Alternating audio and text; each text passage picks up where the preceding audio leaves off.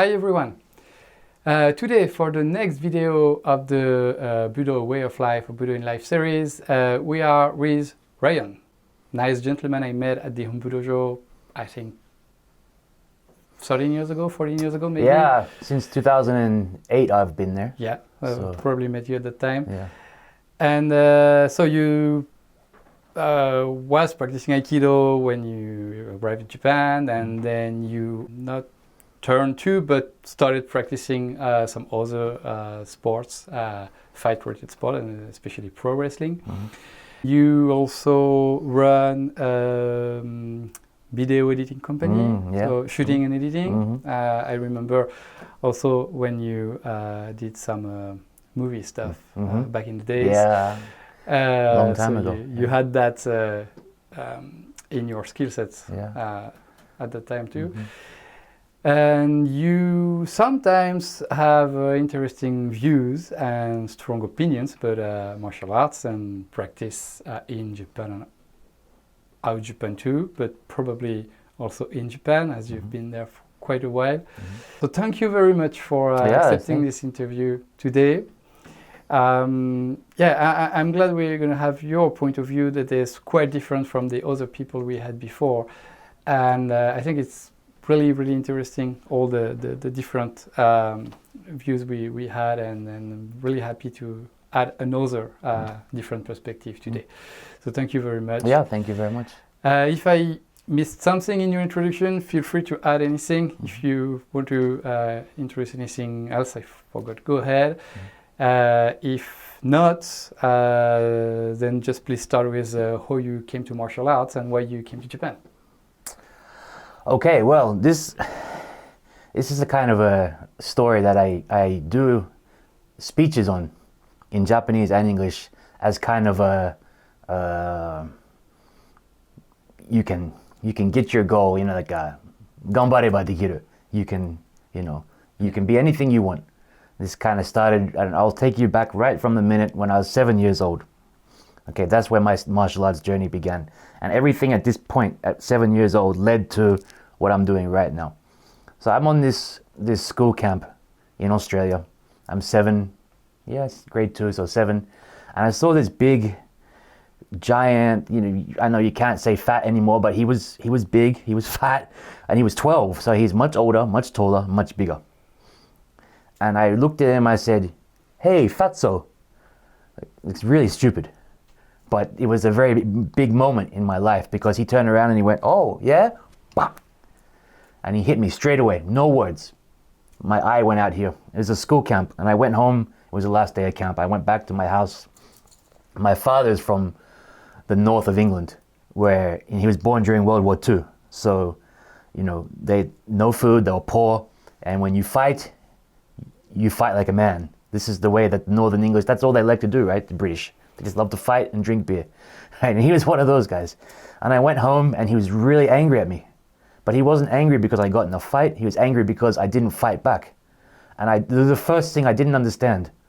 But Dad, he's so much bigger than me. He's so much older than me. How can I fight back? And he just looked at me, he's like, "Right, we're going to put you into martial arts." That was my beginning of my life.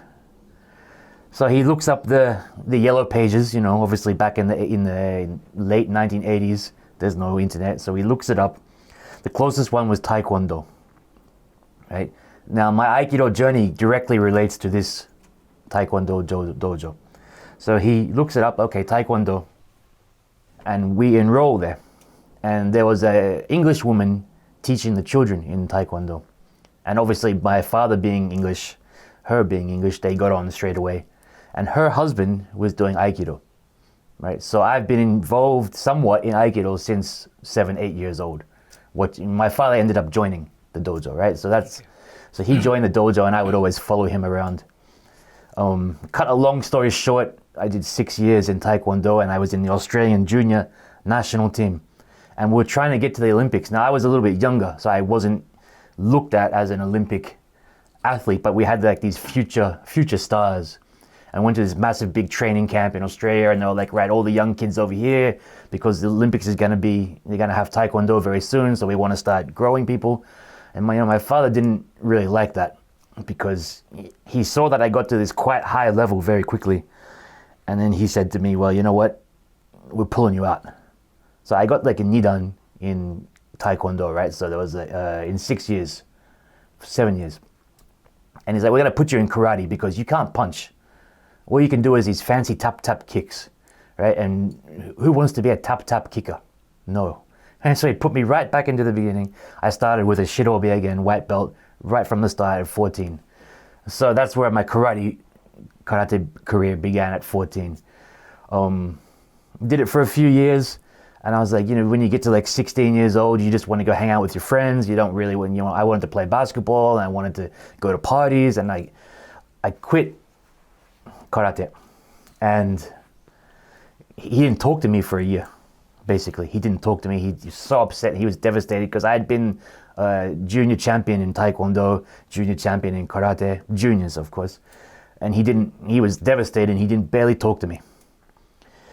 And then in the early days of the internet, so I'm going to say 1999, into 1999, do you remember the chat program called ICQ? Maybe not. It's probably maybe a bit before. Yeah, sure. Okay, ICQ. It was the very first, before Messenger. Yeah. Microsoft Messenger, whatever it was called.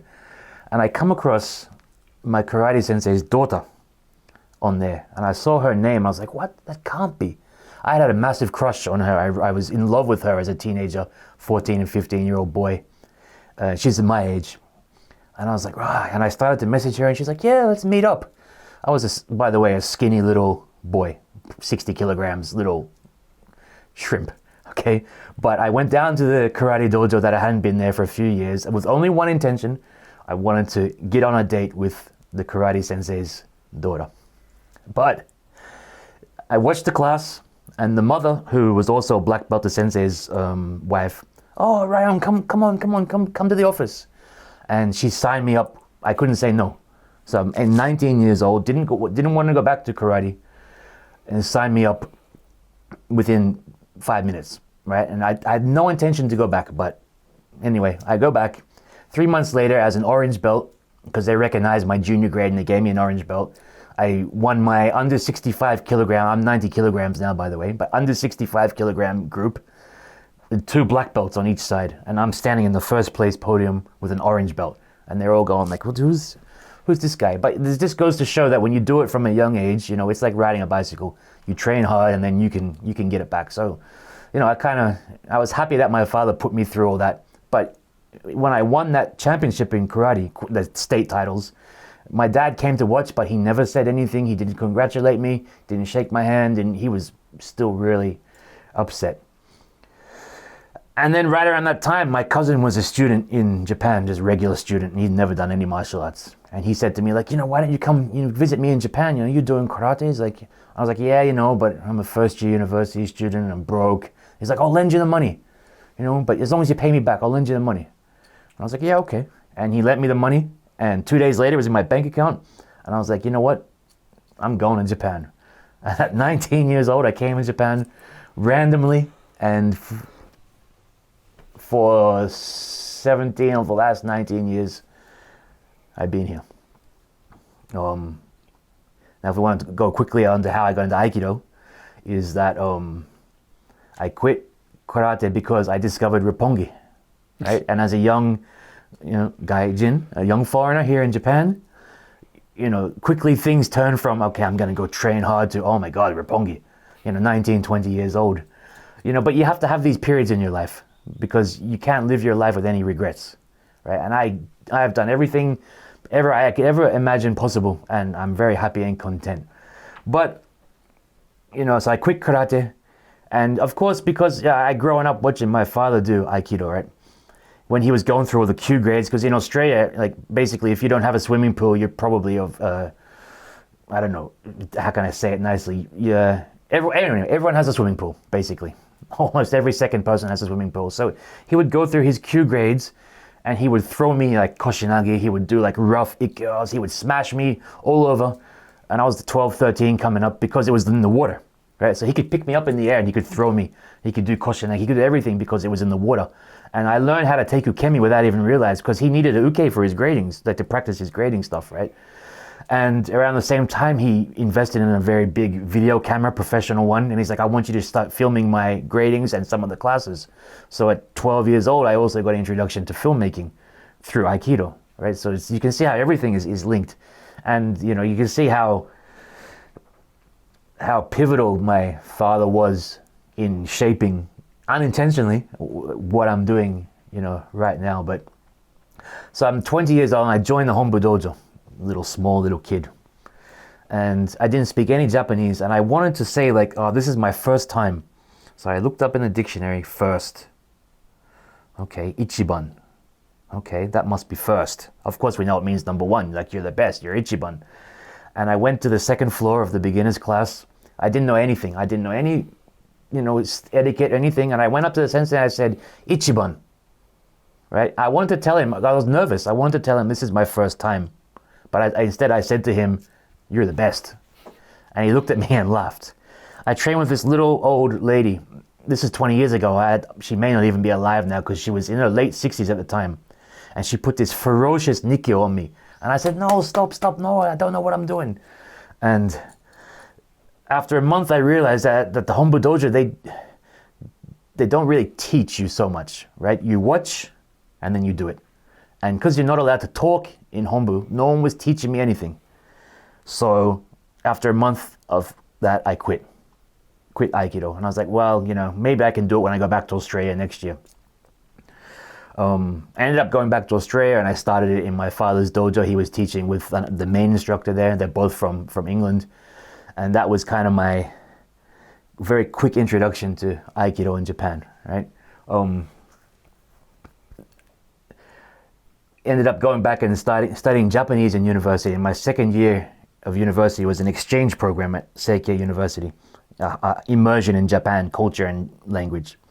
And the dojo was in Kichijoji. And I looked up Aikido. I might as well do Aikido because I've been doing it for a year now at my father's dojo. So who has a dojo in Kichijoji that I can go to? Oh, Tada Sensei. Okay, so I spent 4 years with Tada Sensei. Amazing, brilliant, phenomenal, the best. But it wasn't for me because I come from kicking and even though I didn't do full contact karate, punch is a punch. You're trying to win. You're trying to, you know, you learn in traditional karate to stop, but you have to have the intent to go through. Yeah, and Tada Sensei has this religious and philosophical aspect of Aikido that it's hard to grasp at a young age. Well, the thing about his stuff is that his students are all here, and he's so far ahead of the world. He's up here, but everybody's trying to get to here. But they're not trying to get to the steps that he took to get to this point where the universe revolves around Tada Sensei, right? He makes his Aikido universe move. Where this is a problem that we can talk about later. But so I did 4 years with him, and I remember thinking, oh my God, this is great, but this is not for me. I missed the kicks, and I thought, you know what, I'm gonna quit Aikido because this is just not for me. And I went down to Tanabe, and we went to the 2008. So this would have been like the 10th or 11th? 10th or 11th Congress. With Christian Tissier and Tamura Sensei. Yeah. I got photos with them. Which is an amazing Congress. It was. Probably the best. It was brilliant. Best Congress, yeah. The funny thing about that is you can see from, you go up to the top of the balcony and you look over that and you can see all the nationalities without having to see or knowing them. Oh, there's the Brazilians because they got all their BJJ patches on their stuff. Oh, there's the French, because they're all, and there's the Australians with their bad, sometimes bad manners. Cool, like this is the great thing about Aikido. You meet so many different people from all over the world. But I was done. The only reason I went to the Congress is because my friend came over from Australia. My senpai, great friend, known him since I was a teenager, a little bit older than me, and we had planned to do some Aikido, drink Australian style, and wake up the next morning hungover and go to training because that's what Australians do. And the first day was Seki Sensei. I wasn't 100% sure I'm going to give up Aikido, 90% sure. And I see this guy, Seki. I was like, oh, this guy's pretty cool. Yeah, okay. That immediately made me think, okay, maybe I shouldn't give up. Seki Sensei is really cool. He's probably my second or favorite teacher. But the next class was Yokota Sensei. And I was like, oh my God. He's throwing side kicks. He throws on an armbar. He's doing this dynamic stuff, but it's martial. It's straight. You know, the minute someone attacks you, he's in. He's a ghost. And there are different styles. We can talk about that. In MMA, we always, you know, we always say like styles make fights. Boxing, styles make fights. But in Aikido or Budo, you know, styles make the people. You know, and Yokota Sensei has this dynamic style. And sometimes, you know, back in the day, he had a reputation for being super rough and, you know, and sometimes hurting people. But he was so goddamn martial. And I was like, oh my God, this is the guy. I found the guy. And I quit Tada Sensei's dojo the next week and moved straight to Hombu. My whole schedule revolved all around his classes. He was doing Thursdays at 3 p.m. at the time when he got like 7 students. It was very poorly attended. And then he ended up taking over Mondays from Yasuno Sensei. Now Mondays I went the second last set class of Monday and the last class of Monday for Yasuno Sensei because I wanted to see the change-off when I saw that change-off. I wanted to see the difference between who was coming because, you know, I'm a big Yokota. At that time, I was a big Yokota guy. And the amount of students for Yasuno Sensei, his last class could have been 100. It was packed. And then the very next week, same time slot, 20. Right? There's a difference in followers, I could say. But I know I'm kind of rambling on here a little bit, but I have to get to the end of the story and then we can break down. I'm doing stuff with Yokota Sensei, but still something's not right. This Aikido is great, but something's missing. And I'd always wanted to be either a filmmaker or, you know, an action star or a pro wrestler. That's still my childhood dream. And I had a friend who was a former heavyweight professional kickboxer in Japan, American guy, ex-US Marine, just a complete badass, high-level Jujutsu, high-level kickboxing, US Marine, and, you know, rest in peace to Eric, he passed away. But he said to me, look, why don't you come down to the kickboxing gym? Because, you know, in Japan, kickboxers do MMA, MMA guys do pro wrestling, pro wrestlers do MMA, like it's all mixed. Right, they basically, like, Pride had a bunch of kickboxers in there. Pride had some pro wrestlers. They had everybody. And the community is actually much smaller than super small, right? So I said, yeah, okay. And this is how I got into pro wrestling. And the reason I want to bring up the kickboxing and the pro wrestling is because later on I'll tell you how that has shaped my Aikido. Okay. I'm doing kickboxing and I decided, you know what, I might give this a go as I want to try and become a professional kickboxer. Why not? You know, you can do anything in Japan because Japan is good to us foreigners. You know, you can do anything you want in this country if you know, put your mind to it. And I had my pro test. I got knocked out badly by, he's now the current middleweight champion. He's been for like 5 years. He was already, we used to call him the Terminator or the Cyborg. He was already so good back then, but I had my pro test and he knocked me out and I was like, yeah, maybe this is not for me, kind of thing. And around that time I was still kind of very lost. And I met a fortune teller in the kickboxing dojo. Still doing stuff with Yokota Sensei, so at this time I'm combining my kickboxing and Aikido. And she says to me, oh, you know, hold out your hands, and she did all my hand stuff. Oh, your life is a bit, skewed. Like, you know, what do you want to do in your life? I said, well, you know, I'd love to be a pro wrestler. I was kind of like half joking. Oh, what, really? Well, I know this guy, I know this guy. And she introduced me to this pro wrestler who's working for one of the most famous pro wrestlers in Japan, Tajiri, who used to work in America in WWE. He was like one of the most successful ever Japanese in America. And to cut a long story short, I quit my job. I had saved up some money because I worked at an investment bank in IT for a year, and I had some savings, but that all went very fast because, you know, when you live the life of a rookie trainee in wrestling, like you have to dedicate your life, and I ended up living on soup and bread. And at 30 years old, I went from being an English teacher to working in an investment company to being at the very, very bottom with 19 and 20-year-old kids from the countryside who, and we were all broke and poor, but we all had the same dream. And that was to make it in professional wrestling. I'm glad to say that I made it. I did very well. But the last point I'll make on pro wrestling is when I went there, I thought I was getting an education in you've seen WWE like Hulk Hogan, like, oh yeah, but what I didn't realize is that Japanese pro wrestling is so heavily influenced by martial arts, and it ended up Japanese pro wrestling morphed into MMA. The MMA that we know today came from Japanese pro wrestling. So all this training that I was doing was basically like shoot fighting, and I didn't realize it. And I decided at the time, like, I better give this some serious thought. So I quit Aikido for 4 years. And when I came back after 4 years, my Aikido, not done it for 4 years, was so much better than I could ever imagine. I was like, wow, because, we'll get onto this later, but, when you have more stuff in your toolbox, and you can pull out your toolbox and pull out the tools at any time, it's so nice.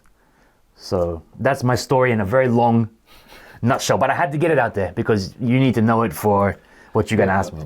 How your Budo life in Japan put rhythm or influenced your life in Japan? I mean, of course, it sounds like it was at the center of everything, but how did you manage to handle, for example, the 2011 earthquake crisis, or this COVID crisis we actually live, or what about private life? How practicing Budo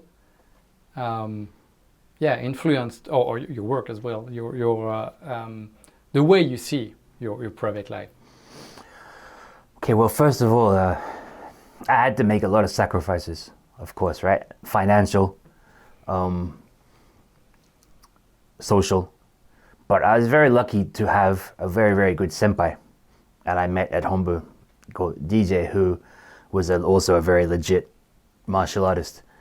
And, when you have problems in life, your senpai is not just your senpai on the tatami, right? He's your senpai off the tatami too. So I was very very fortunate to have someone I could go to, to confide in, to chat to get life advice. Because usually your senpai is older than you, so he's been through all that before.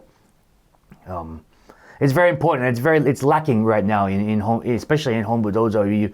You'll ask the guy beside you, like, oh, who's your senpai? And it's very rare that they have a real senpai, which is like that real connection is like, when you're down or when you're upset, you have someone you can talk to. When you are a little bit arrogant on the tatami, you have your senpai to take you right back down, to squash your ego. This is what DJ did to me quite often. When I thought, oh, I'm getting really good at this. Oh, no, you're not, kid. No, you're still back down here, kid. And then, it's very important to have, these kind of figures in your life, I think. I wish that the Japanese martial arts community would understand that their tradition, their culture of having this is such a great thing. I feel it's lacking a little bit these days. I don't know, I can't speak for other martial arts, but especially in Aikido, we need to pay a little bit more attention to, cultivating these relationships. Mm. Yeah, that's something that's quite difficult in the biggest dojos, where the environment is more focused on the well-being of the entire group than on each and every single student. And well, that's my opinion, but I think Budo doesn't work well with large groups. That's something that was originally designed, maybe not Judo, but for most of and Kendo, which were designed for masses. Other arts, and especially traditional arts, I think they just don't work.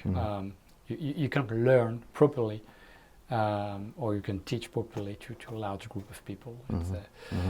And then the Aikikai is kind of the home dojo is kind of a problem for that. But you have classes with very few students that usually are much better than classes with many students, regardless of the level of the teacher, actually, just because there are less students. Right. And it's a shame, because teachers that get a very good image, quite famous, doing seminars all around the world, they get a lot of students, and the teaching level drops. You know, and it creates. I'm going to make a lot of enemies if I say that, but I can think of a few, very few home Budo teachers, very high level, amazing people, who have very bad students, and it's like, how can your student be so bad when you're so good? It's like, probably because you have too many students. You know? Well, I'll give you an example. It'll be Tada Sensei.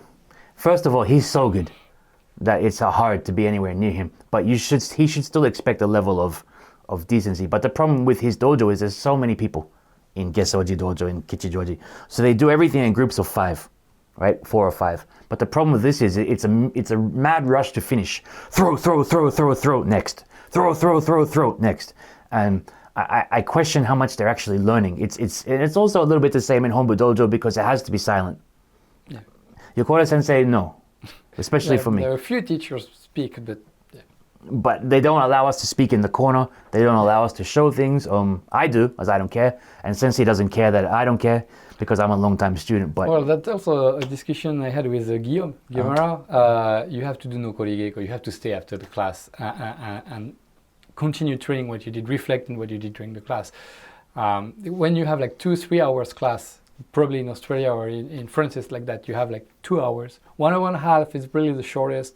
2 hours, probably the standard.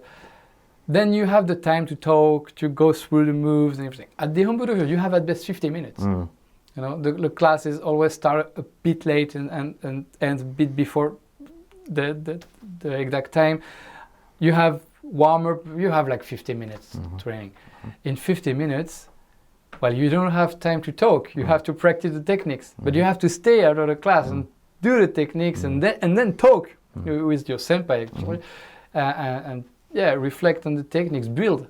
Actually, you train. That's strange, because you train during the teaching time, and you build after. From the I think Western perspective. Well, Western is French for Australians, but Western perspective. You learn during classes, and you train after classes. You know, that's kind of the opposite at the Hombu Dojo, at least. Yeah. Or you call up and your friend and say, "Hey, can you come down early? Yeah. I'm a bit, I don't understand how to do this koshinagi. Can you, and you go down a bit early." But I always take my kohai after class, not during COVID because it's not allowed, and I always, do you have any questions? If not, okay, I'm just gonna smash you around and then, then ask questions. But I always find when I'm doing stuff as well, and sometimes I'll do like, all right, give me like a shomen or give me a yokomen, but I'm not gonna do any Aikido on you. I'm gonna do some Aikido principles, but I'll finish with something different. And I'll always catch someone folding their hakama and looking at me like I'm the worst guy in the world. And like, what's this guy doing? This is not Aikido, it's like, it's just like, let me be free, like let me express myself in the corner as long as I'm not bothering anybody, and showing my stuff, as long as it's not, I'm not doing boxing, I'm not doing kickboxing, I'm not, but, this, I feel a little bit ostracized in this manner, trying to do stuff after class. Even if I try to show them regular Aikido, I still feel a little bit, Yeah, I think that's part of the problem of the two large groups we have at Hombu, because you don't have the opportunity and time to get to know everyone. So you don't know what they're doing. And then we enter in the culture of judgment, like social media. You don't know the people, you judge them, right? Start from the beginning. What the hell? Yeah. And then if you don't get to know people, then you can't build a community that will be suitable for good learning. I think that's a real problem. The Budo way of the Japanese way of teaching, but especially in Budo, requires a specific environment, an environment that the modern Japanese society is killing, then you get to do like superficial Budo, superficial practice, superficial relationships with people, and you don't get anywhere. That's not that true in Koryu, because in Koryu it's a very small group, they have their own dojos, and the dynamic is quite different. But in Aikido, well, I mean, the best classes I did were classes with 15 people at Yoko Sensei's dojo in Kyoto, or the classes at the Osaka Buikukai with Kimura Sensei, maybe 15 people on the mats. That was amazing classes. You know, we had time to get together, talk, discuss, learn, and it's crazy to see that small community like Kyoto or Osaka people, I felt like they're far less judgmental than the people at the Budo in the much larger community, which should be the opposite. You know? It's super strange, and because we're walking on eggshells in Hombu. We're nervous about, you know, like, oh my God, what if Waka Sensei walks by? Oh my God, what if so and so walks by? Well, we can't get in trouble. You know, it should be the opposite. You know, we should be encouraged to go out and you know, experiment and try different things. I always said that we don't need to change Aikido, but we need to change the way that we think about it and the way that we practice it. I won't give you names, but I met a few Shihan, Budo Shihan teachers now, probably, in a Koryu group doing Kenjutsu. Oh. At a fairly high level. And I was there for an interview. I shot the interview. And that's interesting. After the interview, one of them got pretty mad at me. I don't want to see my face in that video. And I would have been anyone else. Couldn't have said anything. But I was at the Hombu Dojo. So he abused this position toward me. Outside of the Budo context. You know, I was doing a job that had nothing to do with the fact I was practicing Aikido in a dojo he's teaching, you know. But also, it's crazy to see that the guy is afraid that people know that he is pretty good in Kenjutsu. Come on, I think it's very good thing. It's awesome. It's a very good thing. It's good he is open-minded enough to go there and practice ninjutsu, kenjutsu. So I think it's really important to be open-minded, and it's a shame to see that even high-ranked people are afraid of showing that they're open-minded. The system is really collapsing, I think.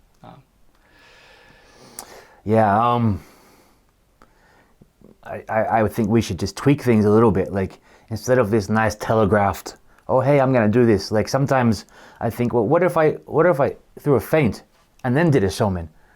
Like, what would happen then? Well, would I get kicked out of the dojo just for doing a feint? I would get in trouble, I think. Yokota Sensei wouldn't say anything. He would think it's amazing. That's why I stick with him. Because this is a guy who throws side kicks and armbars and did judo and he did karate.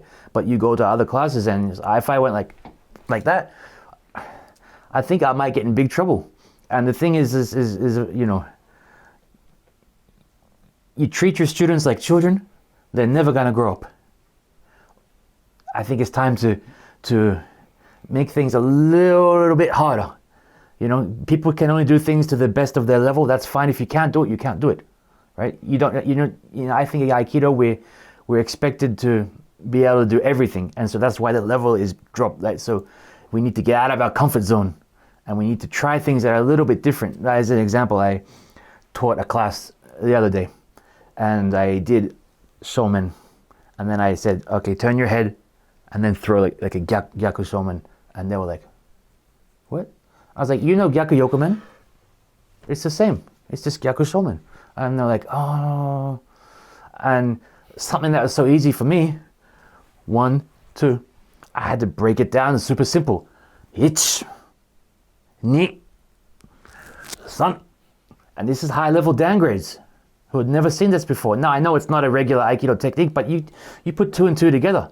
okay, this is how you do Gyaku Yokomen, right? We do it with the tanto. Bah, bah. I mean, when I train Yokomunichi Ikkyo, I always say to if I know the person, okay, if I mess up the timing and I step back a little bit far, come at me with Gyaku. So I go 1, 2, and there's a nice Ikkyo right there. And little tweaks, tiny little tweaks make so much difference. And I'm not changing Aikido by saying do Gyaku Yokomen. I'm just changing the I remember the time where my teacher in France was bringing me everywhere. He brought me probably to almost all Aikido groups that are in France. And we did Iwama, Yoshinkan, and every weekend we were in a different dojo, in a different seminar with their top teachers.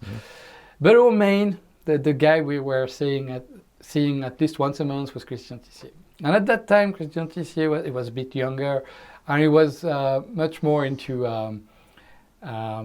like free Aikido, not free Aikido, but he liked to be kicked or worked on some Yokomen, Gyaku Yokomen, Shomen, Gyaku Shomen. You could do pretty much whatever you wanted.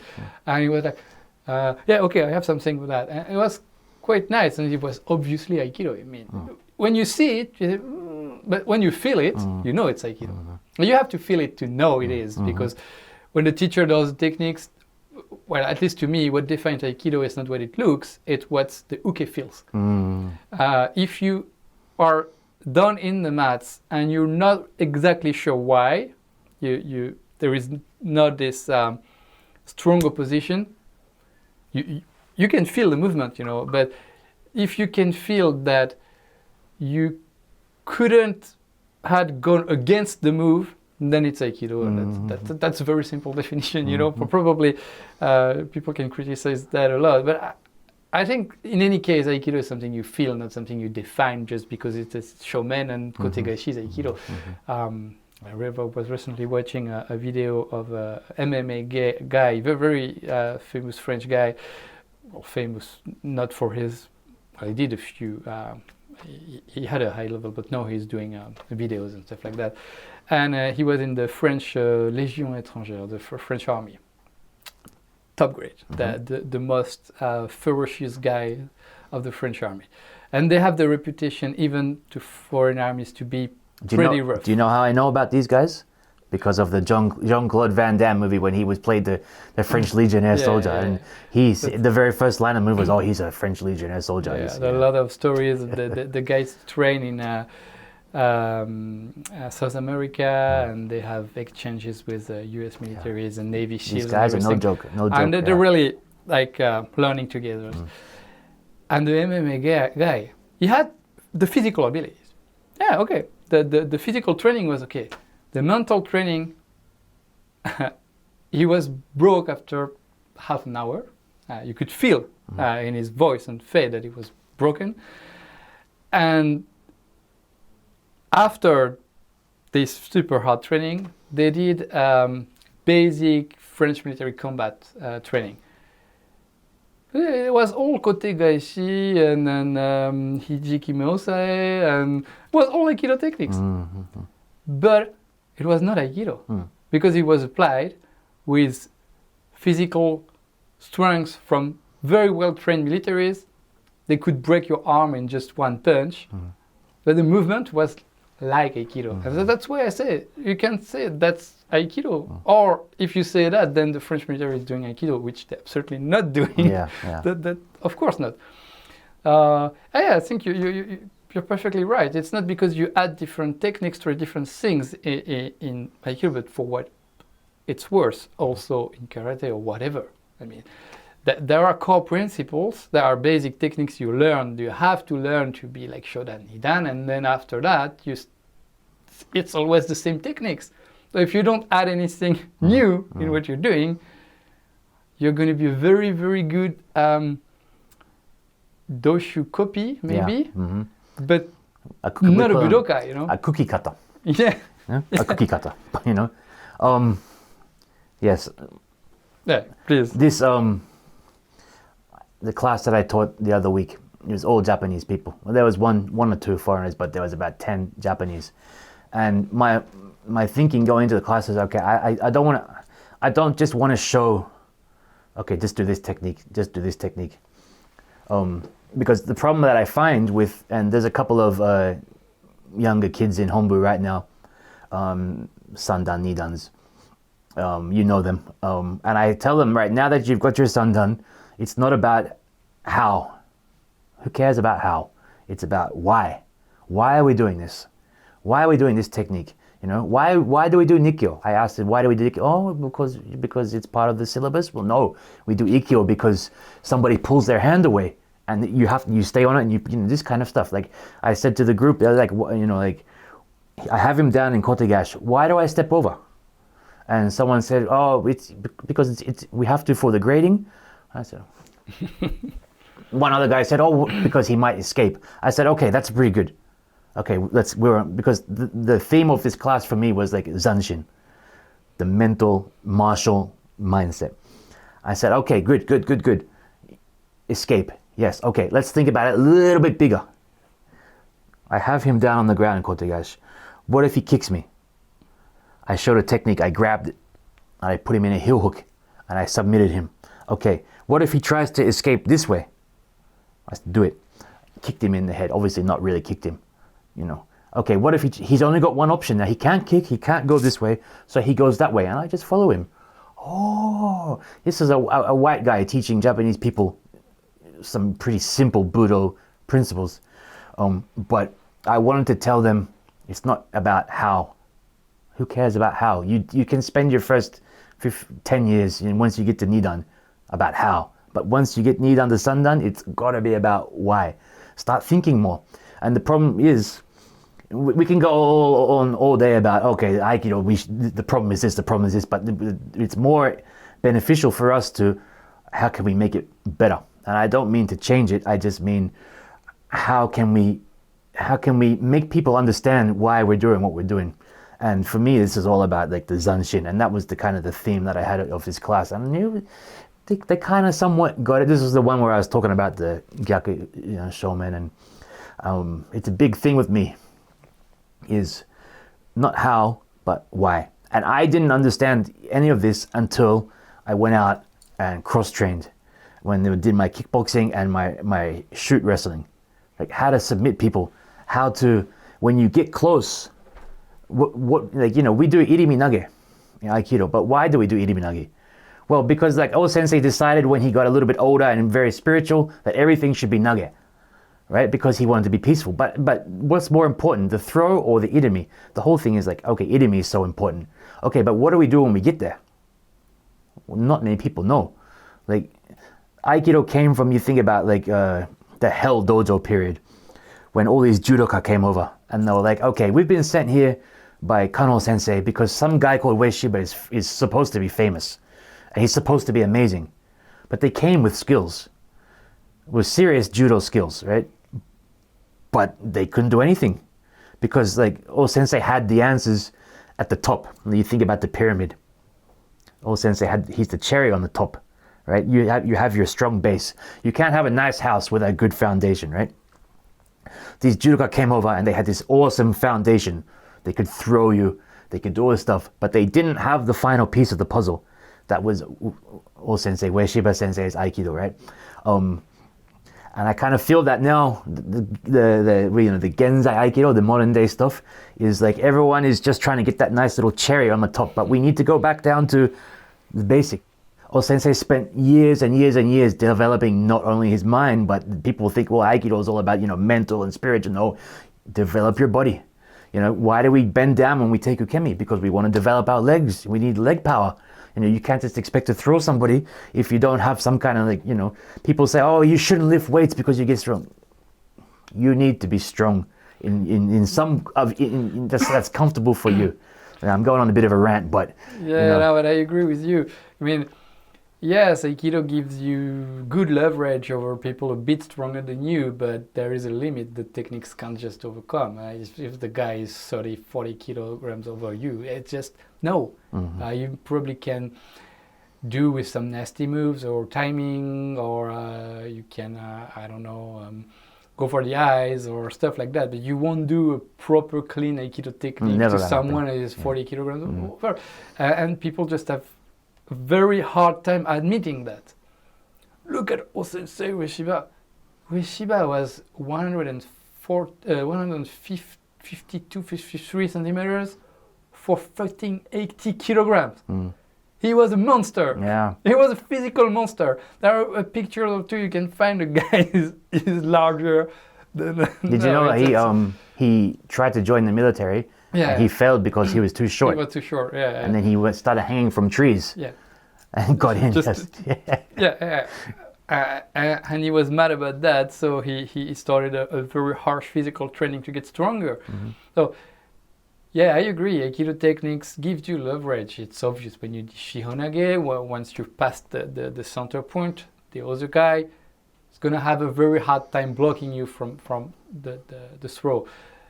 But he is very strong. Yeah, he can. And it's not because you can't do your technique on someone much stronger than you that your technique is not correct. It's a much more complicated thing. It's dynamic. It's why you're doing this technique at this moment with these people, why he's blocking. You know, I've met a lot of people, probably you too, even at Hamburg, that are very, very good blocking. What do you mean by blocking? They're blocking your technique. They're keeping you from throwing most of the time. We call these the black belt blockers. Yeah, but most of the time, it's dishonest. It's super dishonest. First, they're using tricks, and when you don't know them, you can block them too.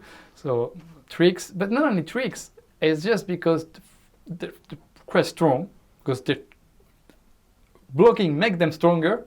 So more they block and stronger they are, and more they can block, and less flexible they are.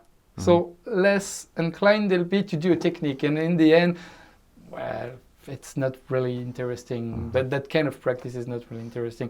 It's I think you're perfectly correct in this why we're doing a technique. Why would you block a technique if the technique is more or less correct? Just to show that you can do it, yeah, okay, it's not going to help much. Not you, neither the guy you're training with.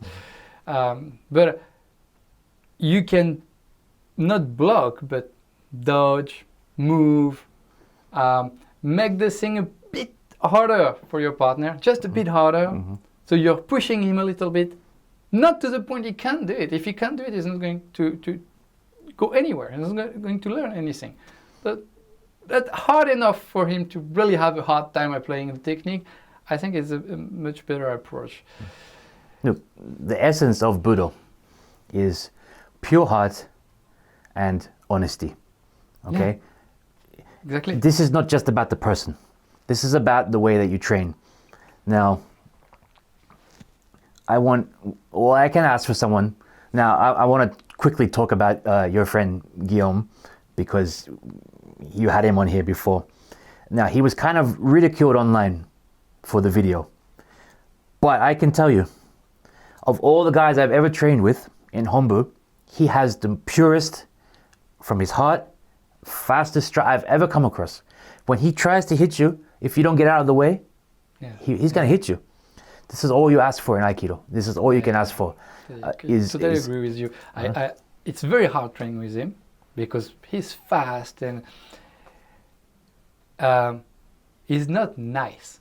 That's great though. He's not going to give you... I haven't trained with him in over 10 years. So I don't know, but 10 years ago, you know. Yeah, but he's honest, you know. He's 100% in the technique, and that's, and that's why when I train with him, I do the same. I'm dead after 15 minutes, you know. I can't even finish a 1 hour class with him. But yeah, I do the same. If I try to do that on other people, even though I'm not very strong, I'm not, you know, I'm not trained to be a fighter or whatever, but only being honest in the technique, in the attack, is enough to destabilize probably 99%. Yes. No matter how big or small. Just crazy. Even teachers I mean, I remember a case with Sugara Sensei. I was really attacking sincerely, 100%, and he missed his first move, and I just hit on his head with my elbow. And it was kind of a hard hit. He's much stronger than me, but I think he really felt it, and it was like I would have left the class with him, you know. So it was quite strong. He looked at me and he said, "It's okay, it's on me." It is 100%. Next technique, no discussion, you know. And he, but I think he wasn't expecting so much honesty in the attack. Not that he cannot deal with that. He can, totally, no problem. But yeah, he did 50 times technique with people not really engaging. And the 51st time he got some guy really engaging, and he was like, oh, okay, I was half sleeping. I think it's a really big problem, not only at Hombu, everywhere, and not only in Aikido, actually. Probably in Japan as a whole. Japanese people tend to have this, I don't know what you're saying about that, but this problem about honesty. Not that they're dishonest in itself, but they just can't express themselves. They can't engage. They don't engage in discussion. They don't engage in debate. They don't engage in martial arts.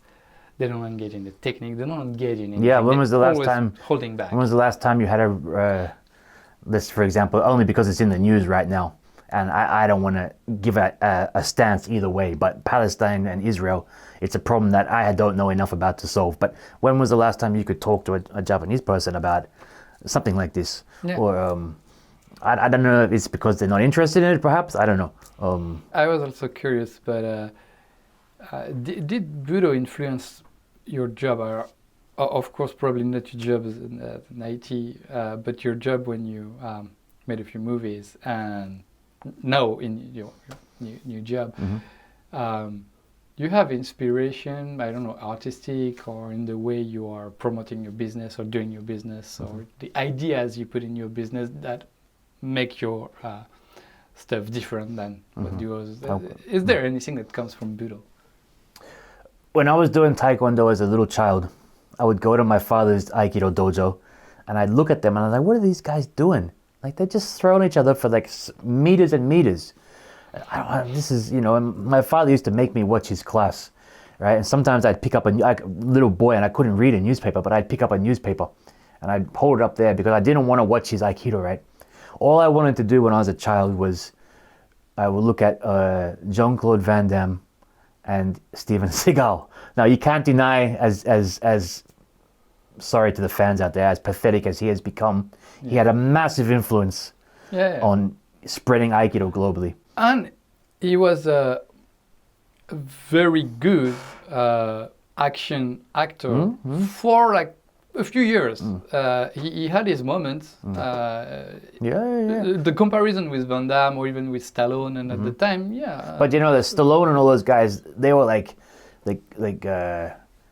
actors who could do. You know, so I know Stallone did boxing, but he's an actor. Jean-Claude Van Damme was like this, like, you know, he did karate and he did kickboxing, and he was a guy that, you know, I don't know. I don't know how legit he is. I don't know. But when I was a boy, I wanted to be a filmmaker or an actor because of what they were doing on the TV. Okay, I would watch the same action movies over and over and over again. The reason I joined Aikido is not because my father did it, is because I watched Nico Above the Law in that opening scene. Dun, dun, dun. And he takes that Japanese guy apart, and the little 5-foot Japanese kid that he just destroys, right? I was like, wow, this is dynamic. This is really cool. I can do that. This is, you know, so everything is like from Taekwondo to karate to everything has been because of my influence in doing martial arts that I've decided to become a filmmaker.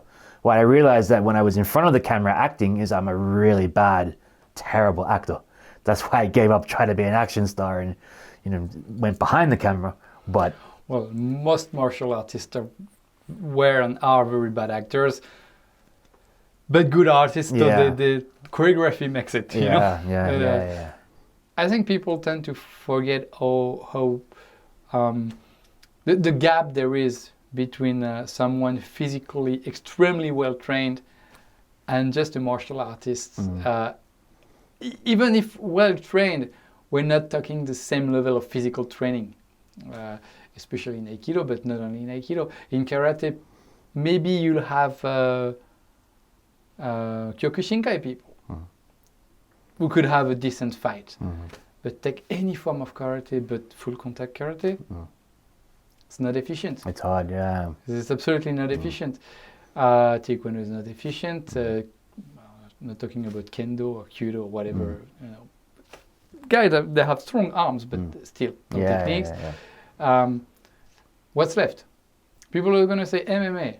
Of course, it was designed to be mixed martial arts. Yeah, but it has rules that also. It has rules, but that keep it. Of course, it's a bit more efficient than regular martial arts. It was designed to be more efficient. Martial arts were designed to be somewhat efficient at the beginning, but there were also social constructs to build character and community at a specific period of time. And now you're taking even Aikido out of the context to say it's not as good as MMA. Well, it's not the same goals, it's not the same design, it's not the same time. The comparison is stupid. Aikido is saying they're better than MMA guy is even more stupid. That's stupid, We agree on that. But I believe in the power of Aikido, in that if you know what he knows, you can bring it to your Aikido and you can be better.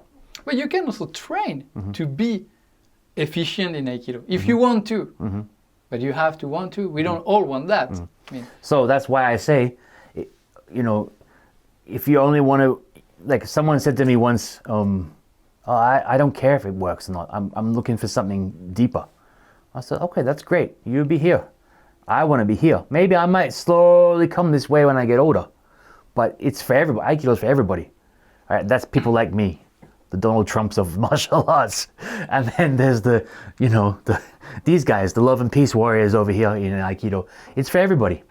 But as far as you're honest with yourself, I'm do peace and love Aikido, and I cannot fight. Yes, exactly. Yes, exactly. That's true. That's no problem. Yeah. And or I do warrior Aikido, and I can fight. You have to prove it. Because it's too easy. Yeah. So being one of these black belt blockers, okay, which one are you? Pick a side, pal. Like a famous story. A 6th Dan foreigner came to me to train, and I'm taking ukemi for him because he's kind of high up in one of these famous senseis. He's foreigner. He was at Hombu. And I'm taking ukemi as best as I can because, he has a reputation, not as a fighter or a strong man, just a senior student.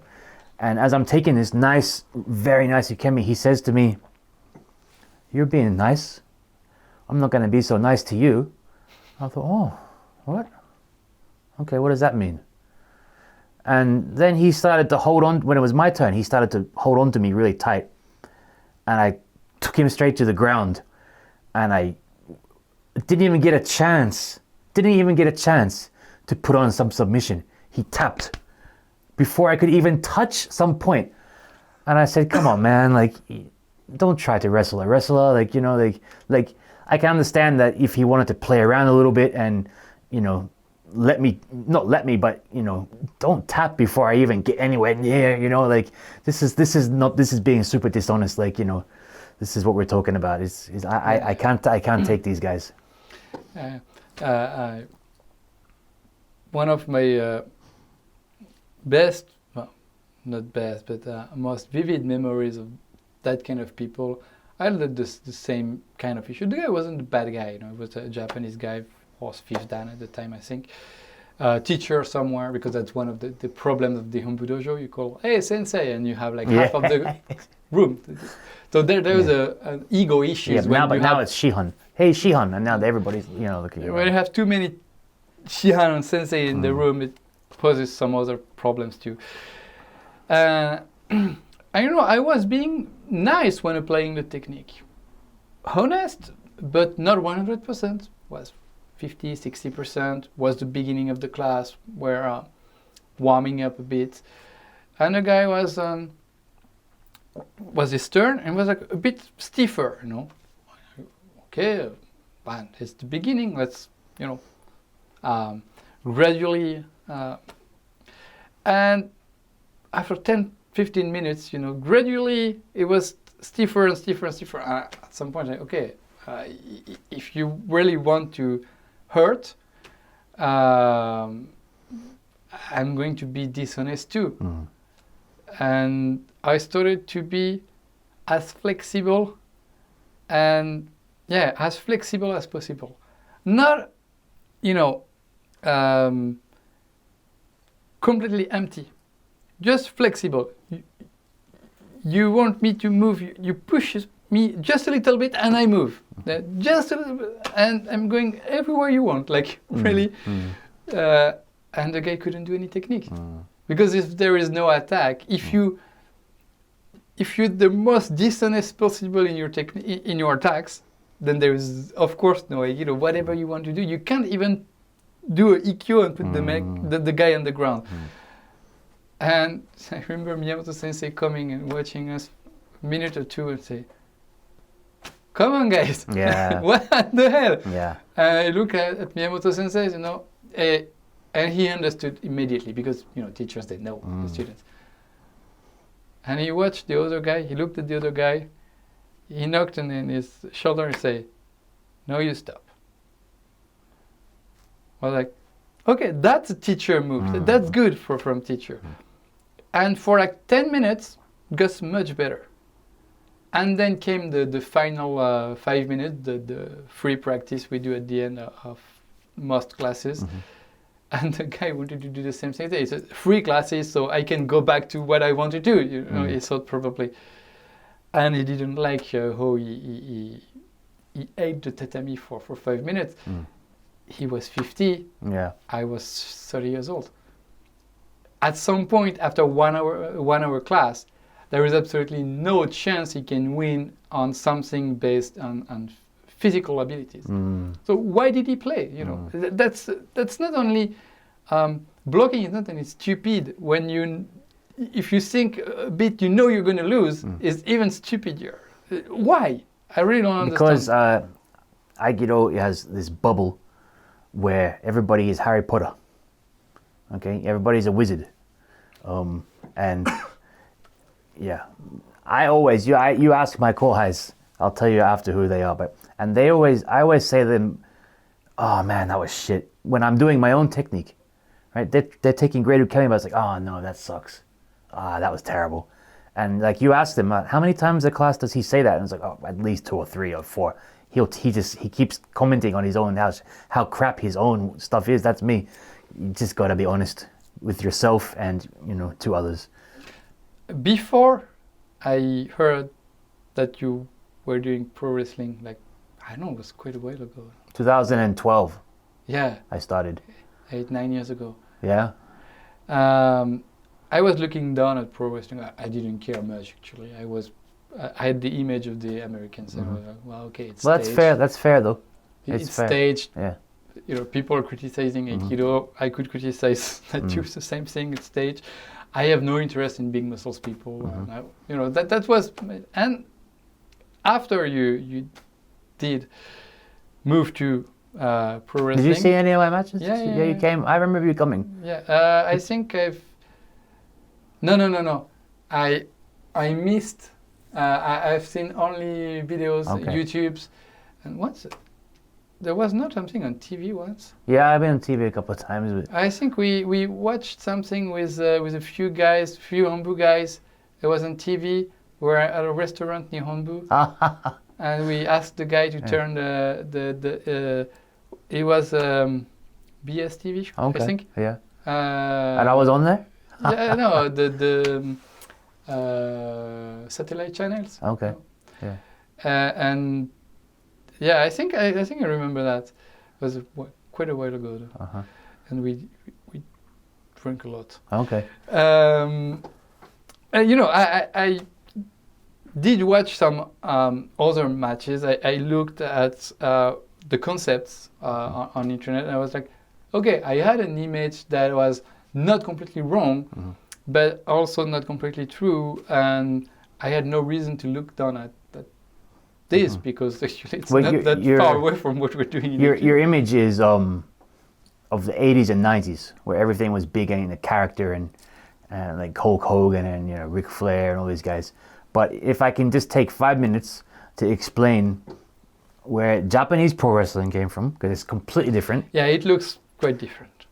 And how it turned into MMA. Because we talked a little bit about MMA in this, so I'll give you a very quick overall.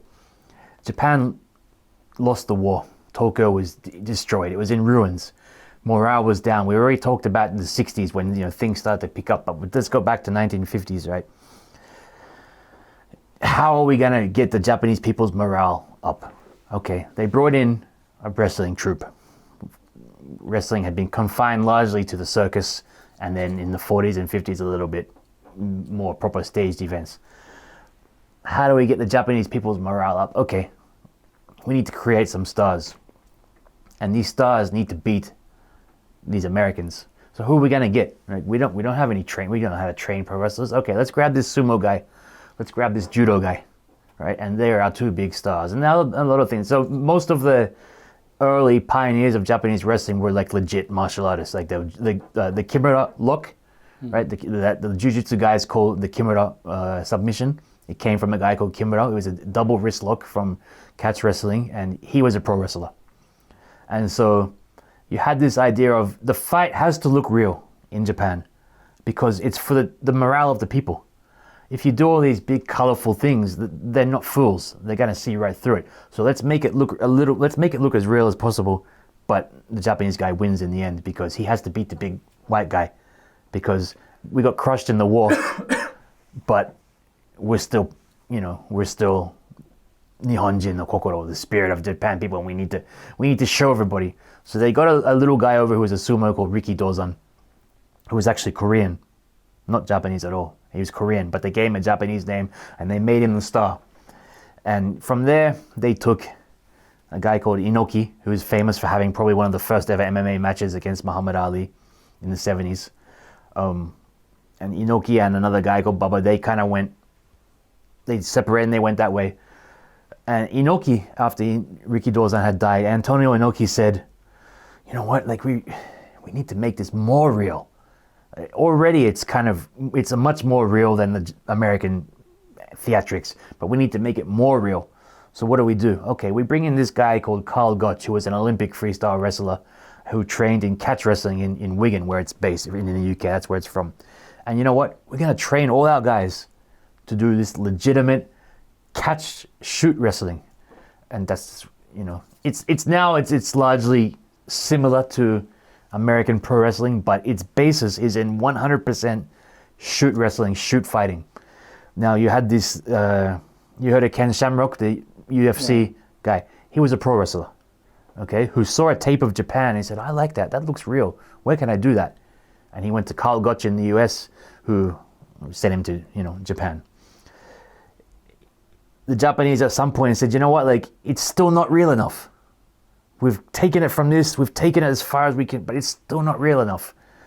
Let's make it look like a real, what we now know as MMA, like a real fight, but just only the ending is decided, nothing else.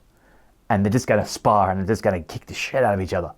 But as long as he knows that this guy has to win at the end, because that's how you build stars, right? You have to have a guy lose a couple of matches and then he becomes an underdog and he wins. This is it's the hero overcomes the bad enemy. This is storytelling 101 from the beginning of ancient times.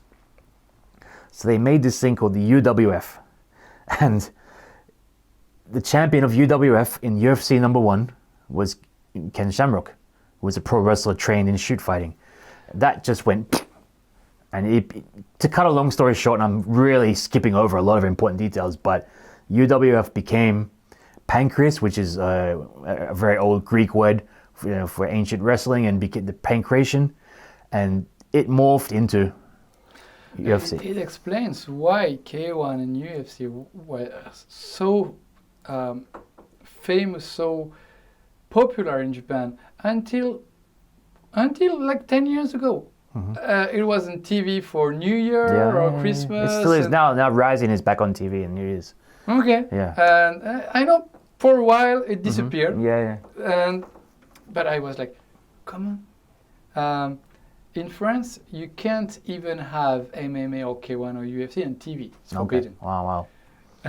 So it's certainly not It's ingrained. at 8 p.m. It's on Christmas Eve. It's ingrained in Japanese people because how did TV become so popular in Japan? Well, Riki Dozan. He was the most famous guy in all of the country, and everyone wanted to see his matches. They couldn't afford TV, so they'd go down to Shimbashi, where they used to have one of the big for now, it's a small TV in someone's home, but at the time, in Japan, in post-war, they had TVs about this size, and thousands would jam around it to watch Riki Dozan's matches. So, I know I'm a pro wrestler, and I'm trying to make you, pro wrestling is great, but it really is. It's shaped. It was one of the big parts of the economic boom. And it became mixed martial arts. The history goes right back. There's no two ways about it. Is there anything we didn't talk about and you'd like to mention? I think we catched up on the pro wrestling parts. Anything else you're doing and we haven't talked about? No, I think we covered pretty much everything. Can't think of anything. We talked a lot. So you will be back. You're already back at Aikido, right? I took a year off. I came back in March of this year, and I've got to be honest. It's a struggle. It's a real struggle, just to get. I hate to sound big-headed, but just to get decent training right now, it's very hard. Well, the COVID situation doesn't help because the practice is a bit changed, and I think we also have a problem with the COVID who made many people stop coming, including, sorry, I don't want to have a big head either, but Guillaume or me are not coming because of the COVID for various reasons. Maybe we're wrong, I don't know. I can only comment on Monday nights. And I don't really see a whole lot of change in the class attendance. Sensei's changed his stuff completely, but it's I don't know. It's just hard to get I don't want to fight anybody. I just want to get a workout, where I don't have to teach. I don't want to teach anybody, but it's. Honestly, I'm in two minds if I'm gonna, because it's closed right now. I don't know if I'm gonna go back for a while. I don't know. I'm on the fence about it at the moment. Aikido is in between many different things, so I think it's something you can go away from time, get back to it, navigate around it. Aikido is nice for that. It's probably much more difficult if you do like competitive judo. So going back to judo when you can't do competition anymore is difficult. Yeah. Those guys struggle. Most people, they just stop judo. Maybe you want to go back to Aikido when you'll be 60 and then you won't be able to move very well anymore. Like all of us, I'm afraid. Or no, Tada Sensei. You started with Tada Sensei. Don't you want to be able to move like he does at over 90 years old? Yeah, well, he was doing suburi for 1,000 a day, Yeah, that's some real body conditioning. Yeah, it's really amazing because this the combination between the stretching,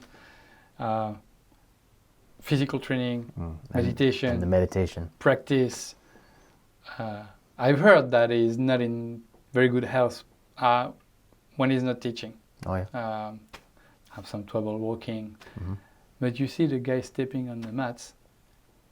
He is in a different state of mind. Maybe it's meditation or it's a mental ability. Yokoro Sensei is the same. He's just full of injuries. He can't even walk up the stairs of Hombu. Like before I took a year off, I would hold him. Like half of the teachers. Yeah. But when he gets on the mats, though, he's so dynamic and fast. But that's something that always impressed me. You had Sugawara Sensei who couldn't walk the stairs for months, and he he started the class. You know, we could see him on the stairs, like holding the because he couldn't just work normally, and he gets on the mats, Seiza, Bo, Sugariwaza. Yeah. What? And he does it. Yeah. I think that's a bit crazy sometimes. But, yeah, Aikido is probably, depending on how you practice, giving you also that kind of ability, right? Mental ability. But I'm sure you're going to tell me that pro wrestling or whatever, karate or whatever you've done does the same. Well, you know, when you're in front of fans, you have no choice. Doesn't matter if you're hurt. Like, I've been knocked out in a match before, and I've been hurt in a match before, but you're in front of paying people. You have no choice. You have to finish it. There's been times when I can't breathe anymore. I'm so tired. But I have to finish. This is just, I don't know, part of being a professional. Yeah, okay. These guys are pros. That's what they have to do. They got no choice, you know. Yeah, that's an interesting topic, actually. Yeah. In Aikido, you don't have to. But if you... Let's do that. Take it up for the next one, the next interview. Yeah, of course. Thank you very much for coming, for staying that long. Thank you very much for watching. This is, at this time, the last interviews we had planned shooting. So some that we shot before are not released yet, but the shooting is the last one.